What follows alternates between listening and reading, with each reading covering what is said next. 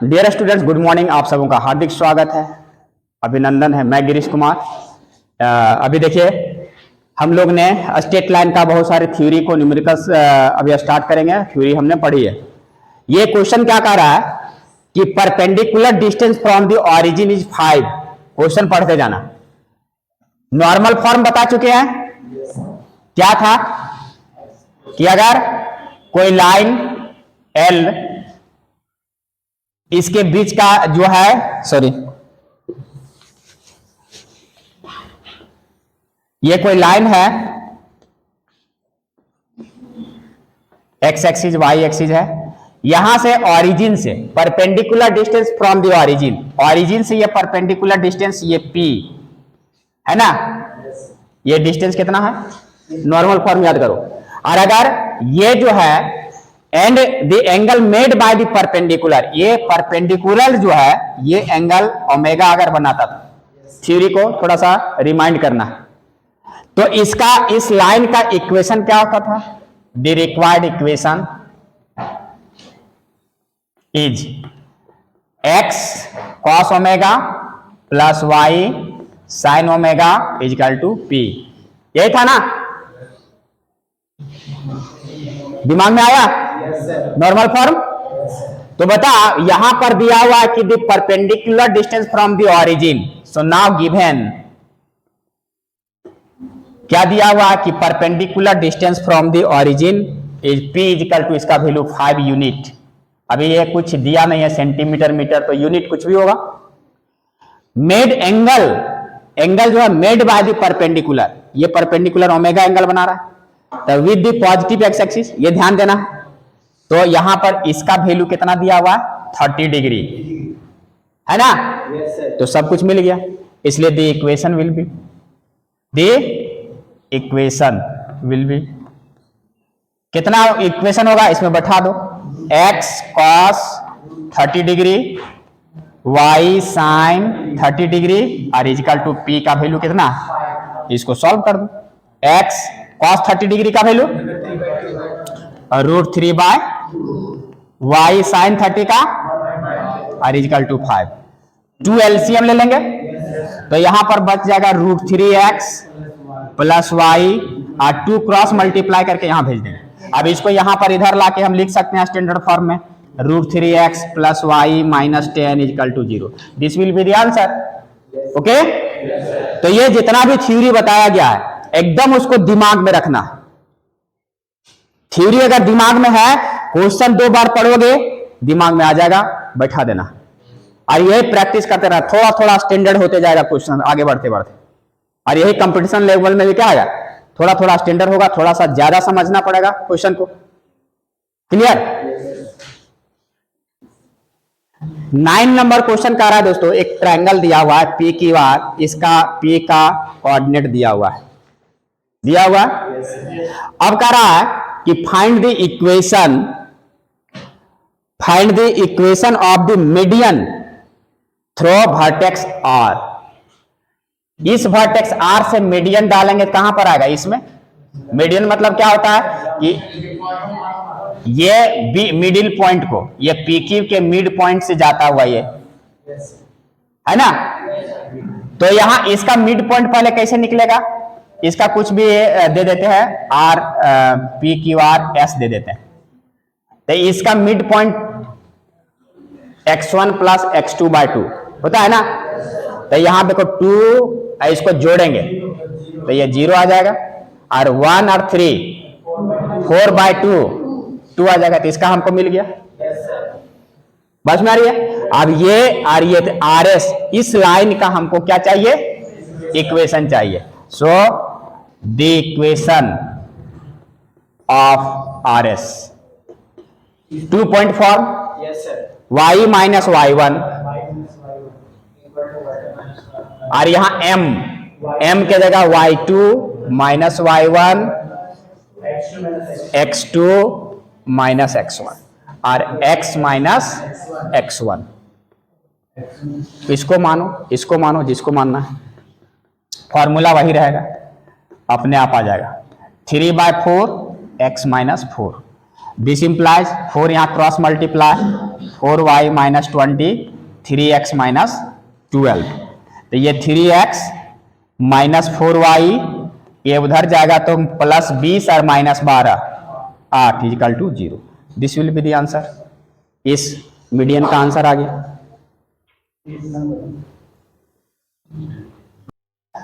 Clear नहीं हुआ? देखो क्वेश्चन क्या कह रहा है कि find the equation of the median, median opposite vertex यहां से लेना आर से। तो आर से जब भी कोई भी मीडियन जो होता है ऑपोजिट वर्ट, जैसे इसे पी से डालेंगे तो यहां पर आएगा, इसका मीडियन नहीं था, तो यहां मीडियन ये मिड पॉइंट से, इस साइड का मिड पॉइंट से जाएगा। तो ये वर्टेक्स हमको दिया हुआ है कि हमको आर से मीडियन ड्रॉ करना था। आर से ये वर्टेक्स से मीडियन कहां, इसका ऑपोजिट साइड में, ऑपोजिट साइड पी क्यू। तो ये मीडियन जो है इसके मिड पॉइंट पर आएगा। ये क्या होगा? मिड पॉइंट की। यहां 10 नंबर क्वेश्चन में क्या कह रहा है? ये find the equation of a line passing through this point. एक लाइन का इक्वेशन फाइंड करना है जो किससे पास कर रहा है, ये पॉइंट इधर से पास कर रहा है, इसका कोऑर्डिनेट -3 5। अगर रफली स्केच हम समझा दे रहे। And perpendicular to the line through the points इतना एंड इतना। एक ये लाइन जो है ये परपेंडिकुलर है किस लाइन पर? इस पर।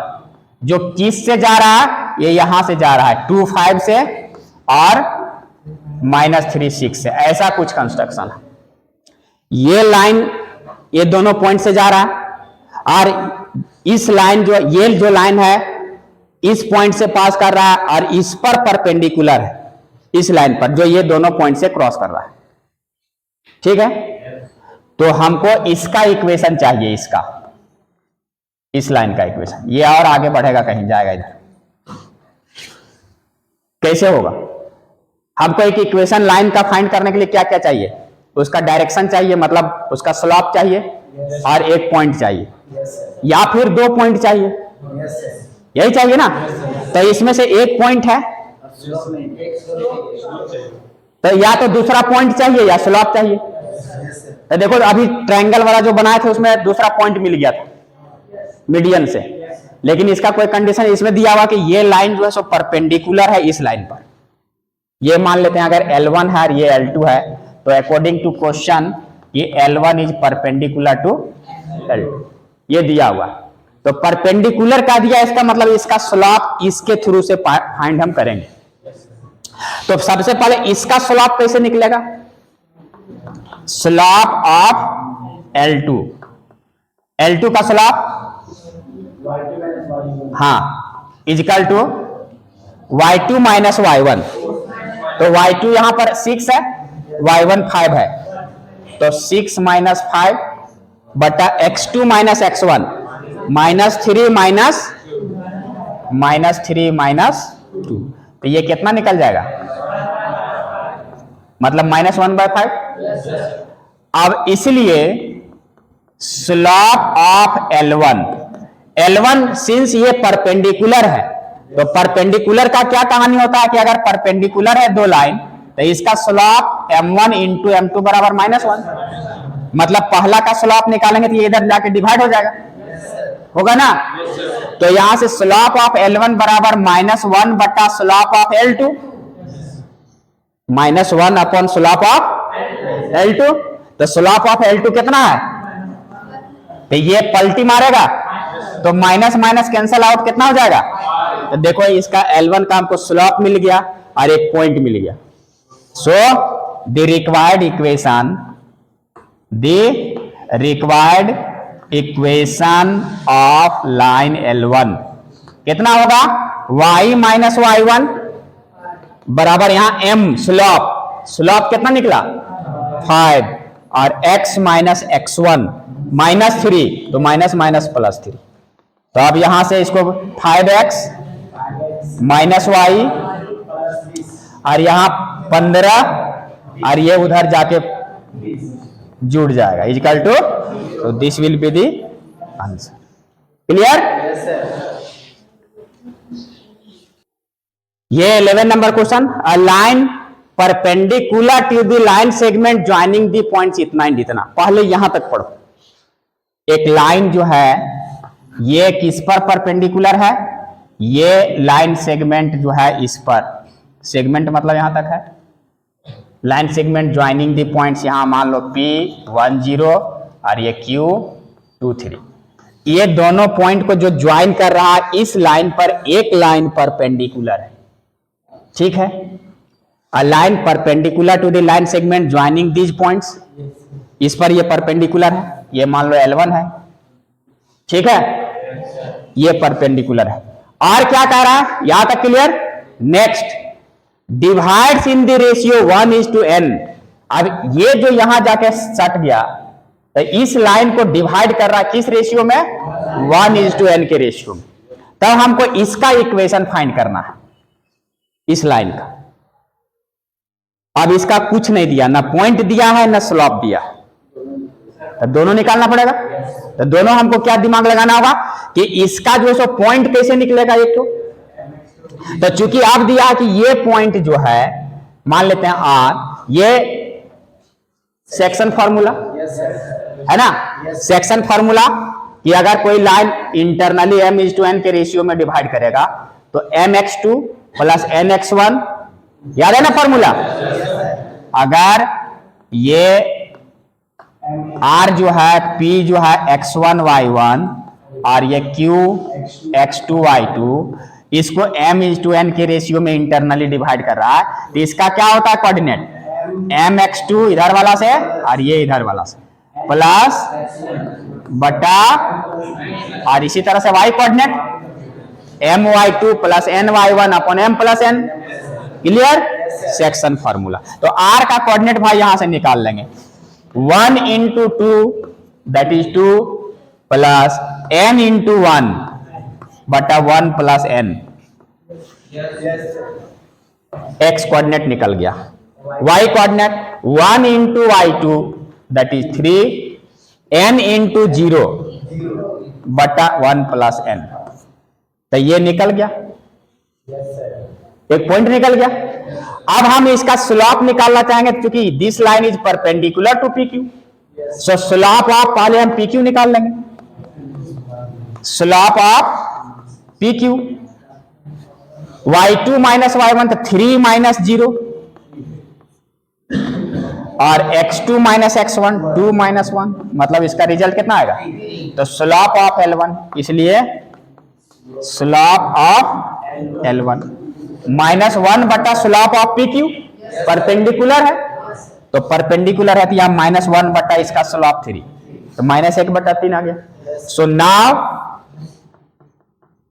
The equation of L1, y minus y1 point निकल गया इसका, y1 कितना है 3 बटा 1 प्लस n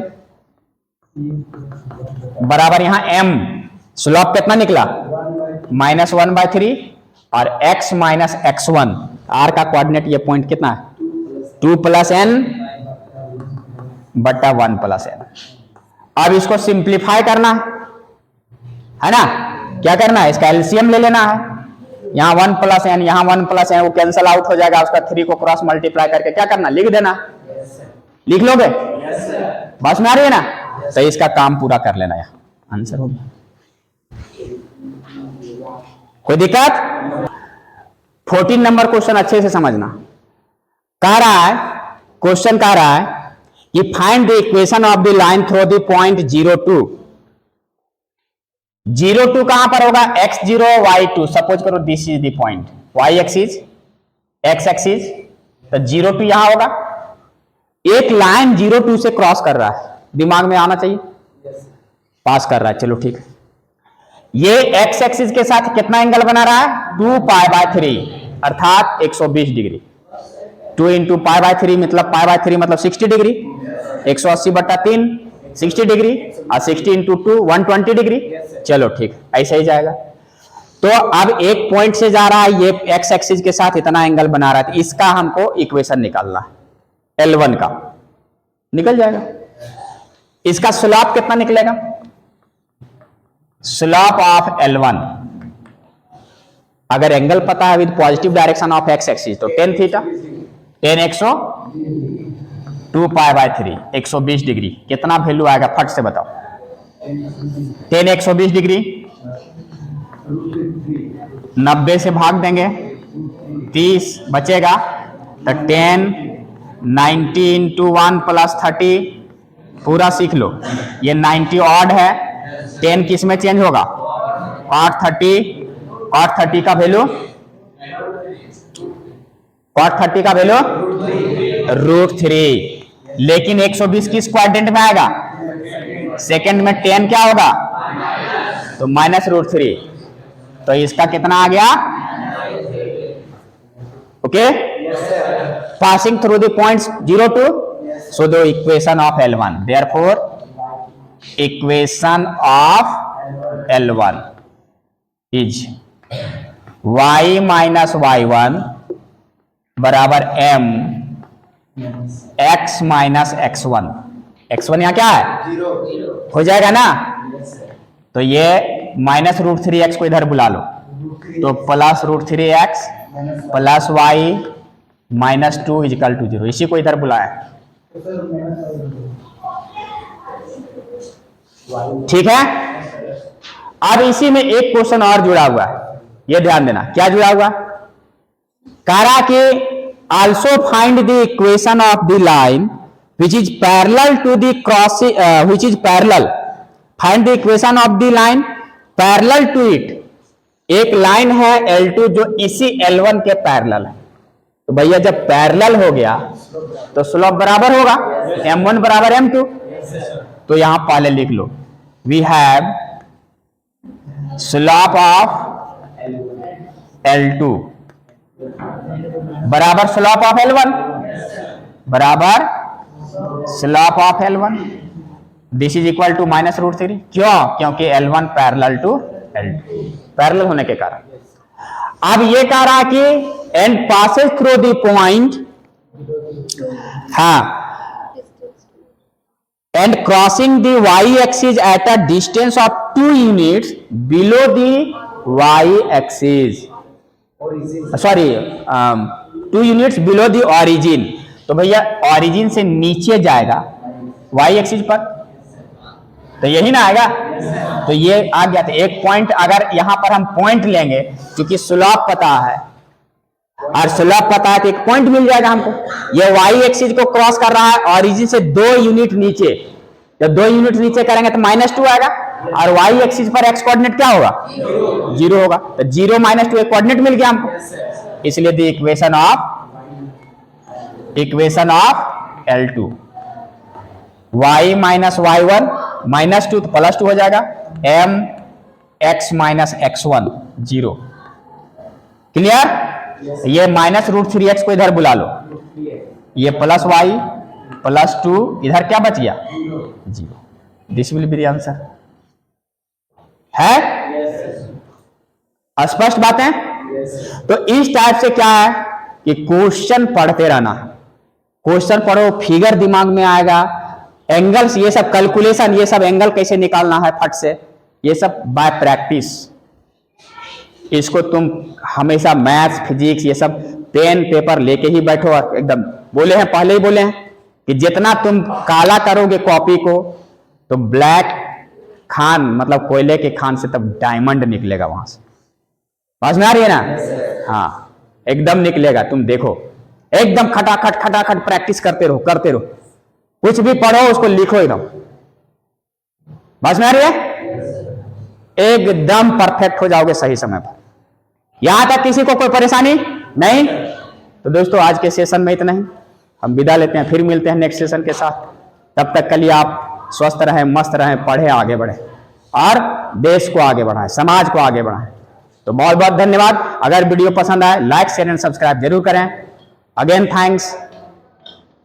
और कुछ? चलो, बहुत बहुत धन्यवाद।